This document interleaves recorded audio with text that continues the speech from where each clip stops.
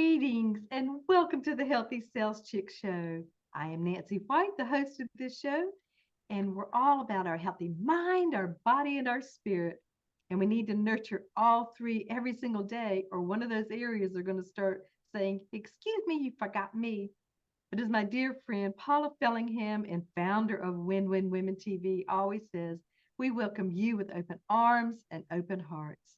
And we want to always just know that everything that we do either helps our minds, our bodies, and our spirits, either positively or negatively. I absolutely love having amazing guests.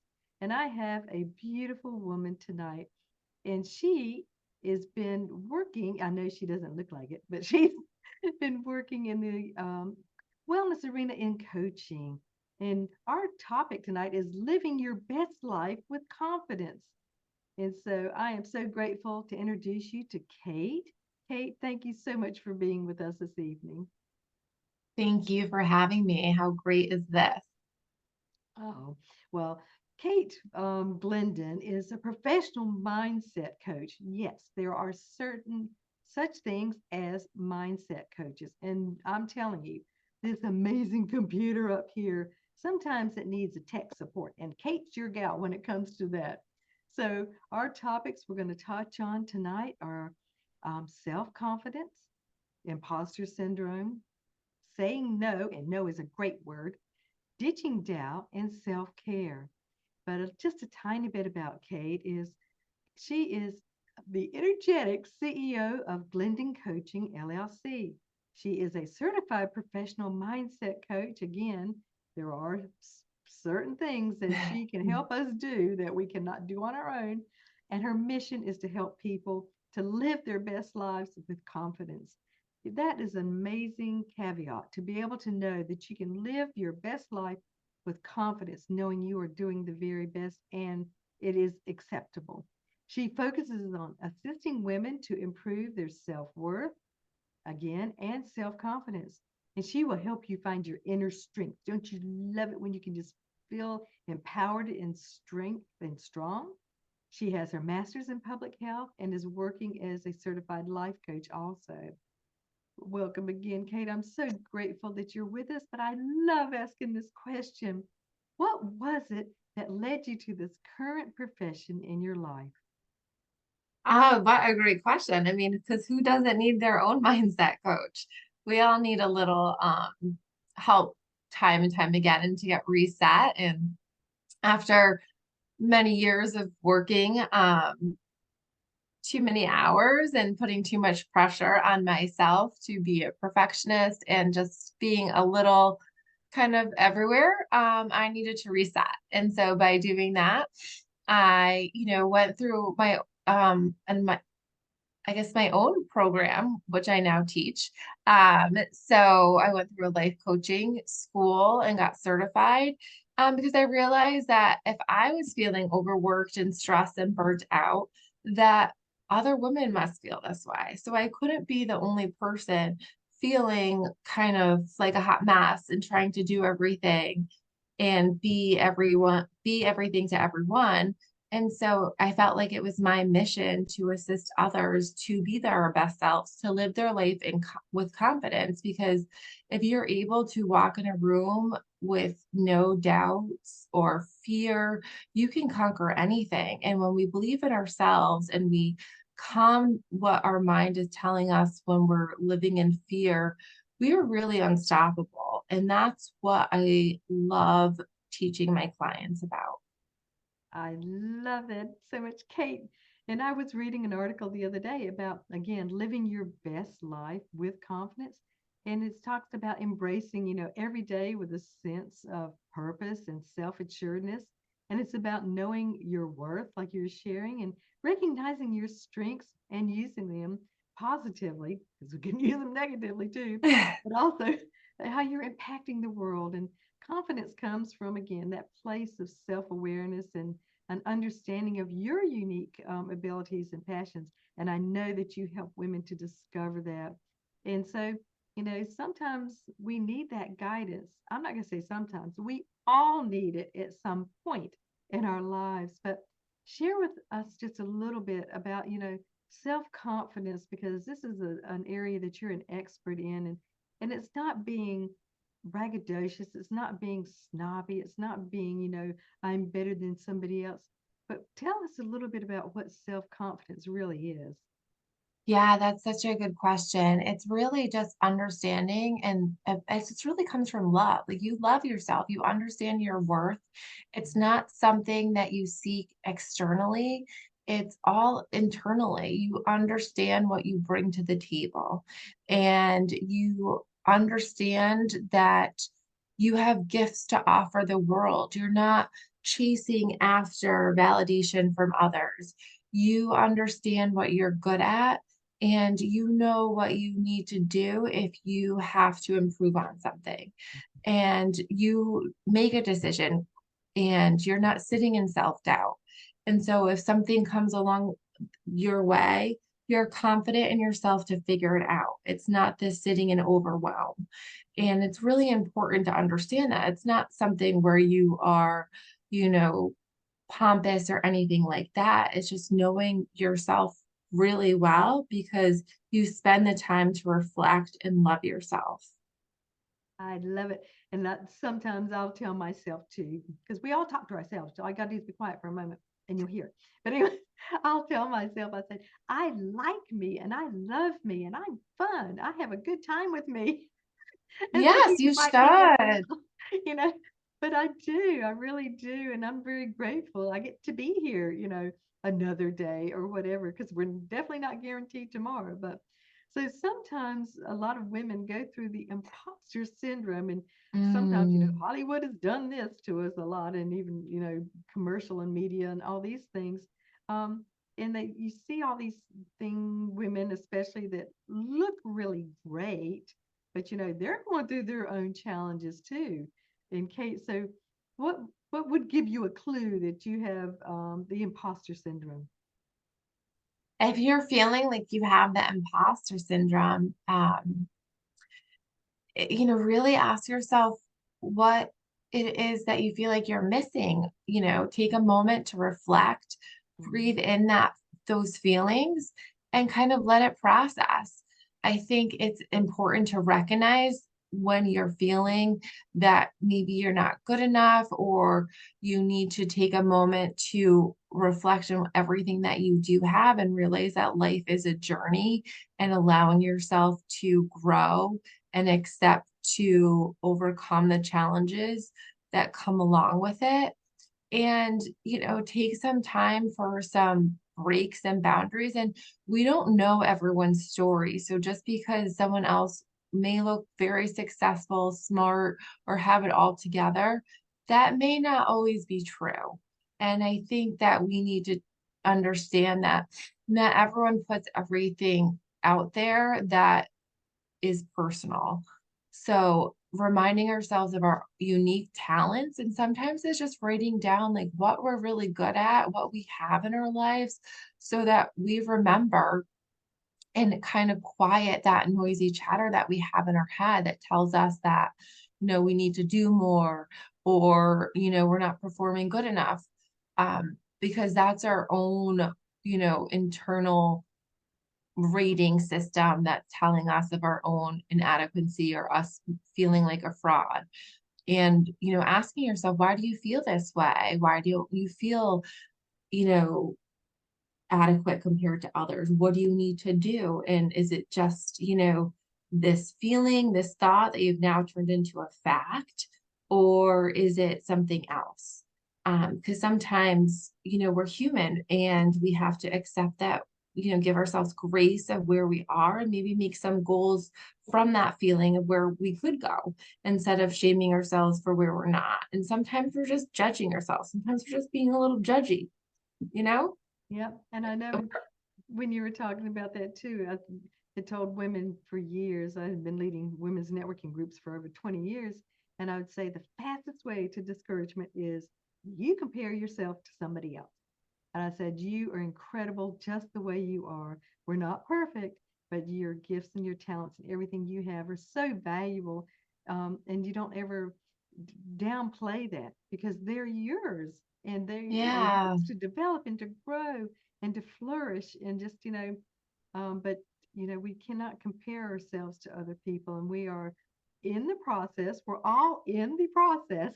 We haven't, we're not finished with this journey yet, and we want to Um, always continue to strengthen and to just be content with who we are and where we are at the moment too. So, um, because if we're always comparing, then we're never going to be happy, right? Where they say that's this, way to steal joy from ourselves is comparing yourself to everyone else. yeah. People may be like jealous of you or comparing themselves to you, right? You don't know. They're not going to tell you.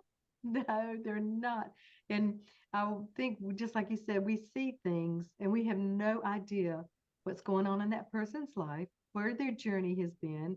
They could have rebounded from a lot of horrific things.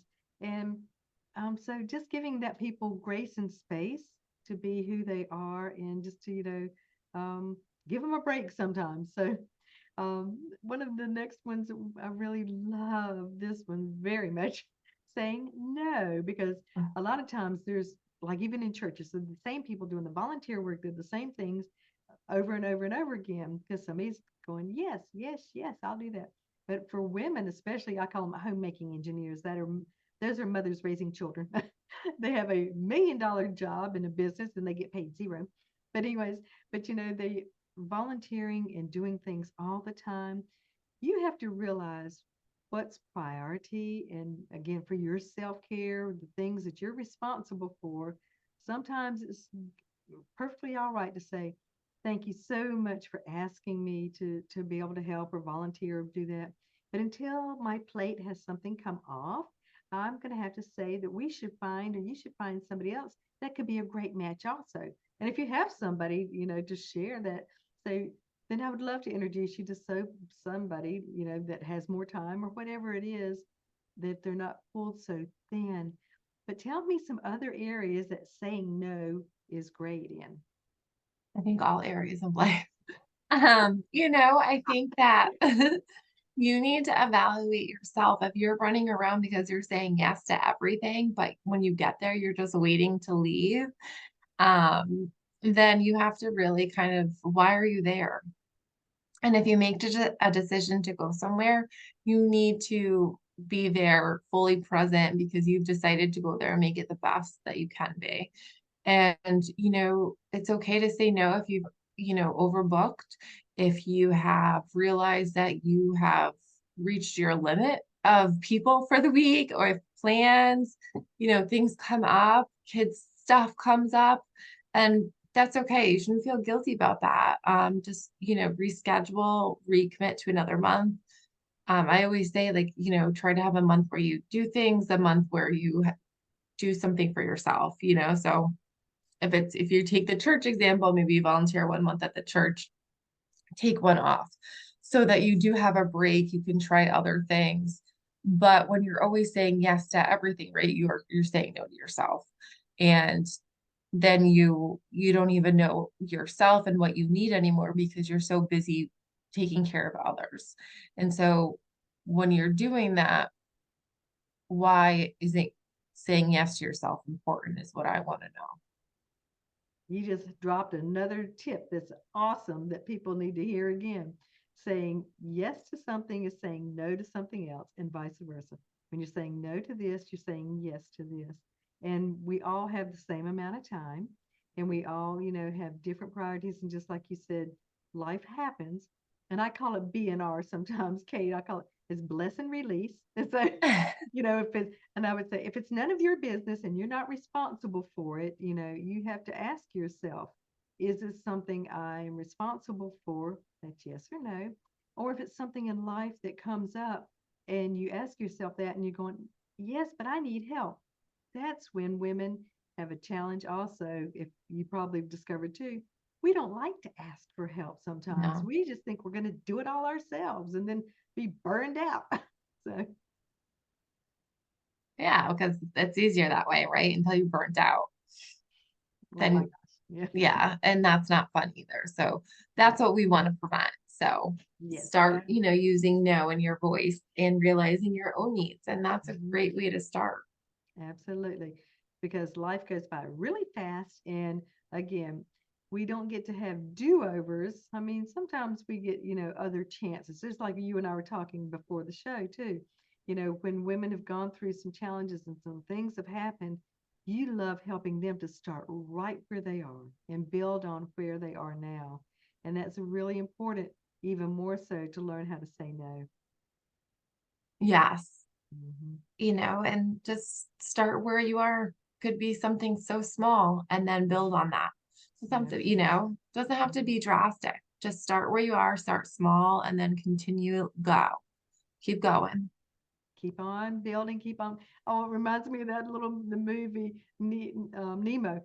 Yeah, keep Yes, on swimming, keep on swimming. It's boring. exactly. But it's really true. It is. Get that momentum. Keep on going. I know. Well, positivity is another area that we were going to touch on. And I do know from just experience and research that it takes 7 positives for every one negative that we either speak to ourselves or that we hear. So we're always combating the negativity. And isn't it just like women too? Like you walk into your great room or whatever, and you've cleaned and everything, and all of a sudden you see one little speck on the floor. And what do your eyes go to? The one little speck on the floor. So it seems like negativity always just sort of is more like in your face. But combating that negativity with positivity is definitely a choice. Yeah, so it's all about reframing. So, Mhm. how can you turn that negativity into a positive or just a little bit better? You Mhm. know? I know they've said, you can make lemon out of lemonades, but give us some ideas, some things that you share with some of your clients too, because everybody's different. Everybody's personalities are different also. But what are some things that how you help to encourage the positivity? Because there are a lot of Eeyores in this world. And for me, this is, that's what they always see because they're focusing on the inside and the negative. So what are some things that you love to help people just to be able to increase that positivity? Yeah. So sometimes they have them start from worst case scenario and move backwards to the positive. Mhm. So, you know, so what? So this happens. And then what happens? You lose your job. Then what happens? And then Mhm. how do you fix it? And then what could you do to move forward? Just like reframing it. Or, okay, so let's write down this negative thought. What are 5 positive things that, can cancel that out?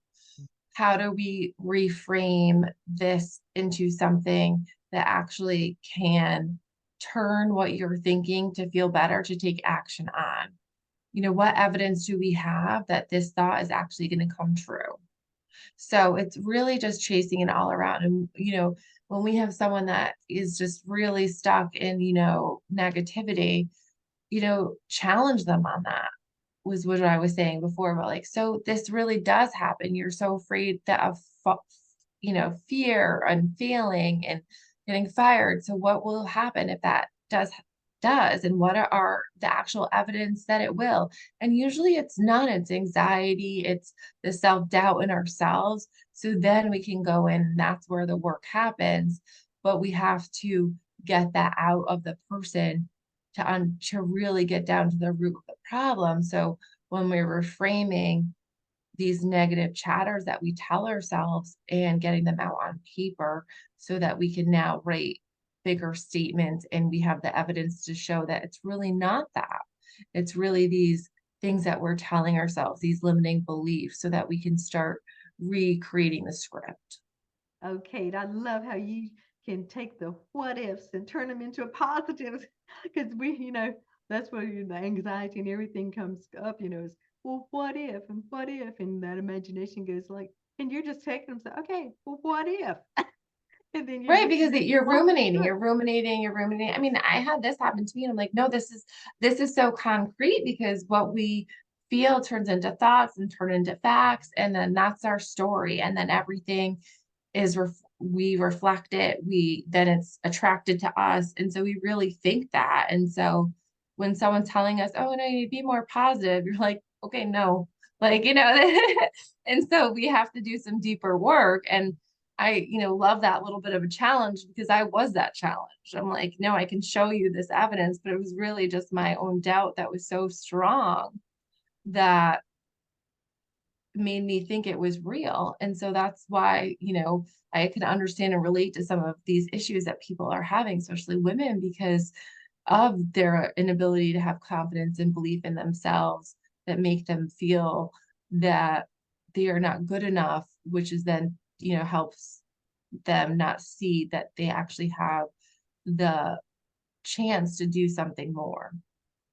And you and I both know too that whatever we dwell on, whatever we keep ruminating, I love you when you're just talking about that, it comes about because you and I think we believe, there is like a law of attraction that's out there too. It's just Mhm. like, if you keep thinking this is going to happen, oh, me, poor me, and all these things, and, you know, then pretty soon those things are going to be manifested into your life. So Absolutely. having somebody like you that can just say, whoa, you're going down this road, and these are the real possibilities. If you continue on this way, then this can come to fruition. And so it's even for, I think, even in self care too, we're going to talk a little bit about that in just a few minutes. But even in self care, what we sow into today is going to have manifestation and results later on, negative or positive. And so that's another whole story too. So then when you're talking about ditching doubt, sometimes, people have been just smashed down so much, they've gone through life and they just are crushed. And sometimes, we have to believe enough for them until they can believe by themselves. But what are some questions when you were just like in talking a minute ago, you go ditching doubt. And I love how you write down things too, because when you write it down, you can see, the pros and the cons and everything. It's Mhm. like the old Ben Franklin, you know. So ditching doubt is that whole same mind chatter that's going on. What are you really helping a lot of women and people to be able to sort of kick it out? Yeah, so it's getting out their insecurities, their fears that they have so that they can lead a more confident life. And so a lot of the times they people are not feeling confident or reaching their goals is because of their own limiting beliefs caused by the doubt that they have in themselves or in others or in the work that they do. So it is just a building on their success blocks and helping them feel more confident in what they do and working with them to develop habits that make them feel good about themselves so that they stop doubting themselves and just all the decisions that they make and they realize that every decision they make is a next action step towards the bigger goal that they want in their life. And sometimes we've heard about how long it takes to change a habit or to create a new good habit, or um, and sometimes there may just need to have some people help with some of those things that they keep going back to. It's just like, it's like Groundhog Day, not in a good way. And so, you have to help that person sometimes just to be able to, again, bless and release it, and to be able to put that where it needs to be, and then to be able to move on. And you were talking about how sometimes it's just little baby steps, you know. Yeah, because we always resort back to our old paradigm of thinking. So Mhm. it's a constant working everyday way of changing our old habits into the new ones. And so with self-care and a routine to kind of making sure that we're always working on ourselves and pushing ourselves or improving ourselves to reach our goals really helps to change the mindset and our habits. So, and one of the last things maybe we're going to talk about is, self-care. So, what are some examples of, even for yourself, Kate, that you do for your self-care that keeps you being your very best so that you can sow into others? So for my own self-care, like, every day I told you earlier that I have to walk every day or do some type of movement. if it's not the gym, it's always a walk. It just helps me release, reflect, and just move my body. It's always been really helpful for me. I used to be an avid runner, so walking's the next best thing for me. And then in the morning, I just take some quiet time. Sometimes I'll put on a meditation, but I always take some time. I'm an early riser, so I get up and I just kind of have my coffee and just reflect and meditate a little bit. And then, I journal a lot of my feelings out. Just that like I'm just like anyone else. I have doubt and fear and I write it out. I get it out. And I read. So those are some things I like to do. It keeps me kind of feeling good in a good place, centered and balanced. And I do recommend that to my clients, or I ask them, like, what makes you feel good? Is it a dance party in your kitchen with your kids? Then do that, doesn't have to be, this whatever, yoga or, drinking water. It has to work for you if it makes you feel good. Just be consistent with it. Absolutely. And then I like different modalities too, because I just like things to be switched up. I mean, um, we have to move, and just like you said, exercise is huge for so many things, especially because stress is associated with the six top killers, and you have to either manage it or it manages you. But a fun little tip, and you may know this too, is that people that dance have 80% less likely to have dementia. But it's a great Wow. way for people to exercise, to have fun, and just enjoy moving. And one woman said, "Yeah, and I like to sing." She goes, "Some people don't like to hear me sing, but I like to sing." So, That's what- okay. whatever makes you happy and it makes you enjoy some of the things. So, and I know, some tips. You know, like you're sharing, you got to set clear goals that align with your values, and then just, maintain that positive mindset. And that's a big ask sometimes, because we're being thrown at stuff in a combative zone all the time. So, but you have to learn those ways that you teach, I know, on how to take that mindset to take it back. And you were talking about meditation. Oh my goodness, get technology out and just have that still quiet time just to commune and just to think and pray. And you said several times, I've heard you say, write it down, because when we write things down, then that's a fantastic way to go back and say, yay, remember we accomplished this and this. I did a great job, yay me. It's like we have to. Right. I know. It took me 38 years to figure out how to write stuff down. Wow. And I'm still writing stuff. And now that I do write stuff down, it took me even a couple more years to really be, good at it or keep writing things down. So I was an avid, no, I don't want to see my feelings. And now I'm just like, no, I got it. I got it. And so it's so imperative, from someone who never wrote things down to writing things down, the difference. And so I'm an avid believer in that. And so I get it why people don't want to, but I think it's very important that you I do. do too. And when you have those good habits, that good self-care, when we miss something, we miss it. And all of a sudden, especially if you don't do something 2 days in a row, you really start missing it. So I knew our time was going to fly, Kate, Oh, doing all the yes. things we're doing. But are there any tips that you would love to leave our audience? Just practice, just find 3 things you can do every day to center yourself Mhm. and practice that every day. Oh, and that's not very hard homework. No, I think that's the easiest thing I can tell you to do for the end of the year and for all year round. Absolutely. And so, how can people connect with you, Kate? Sure, they can go to my website, glendoncoaching.com. Every which way to get a hold of me is on there. Join my email list, all my social media, and my direct email is on there. I am so grateful for our time together. And I hope maybe even in this following year, you may come back for a second episode and to be able to share more. Absolutely.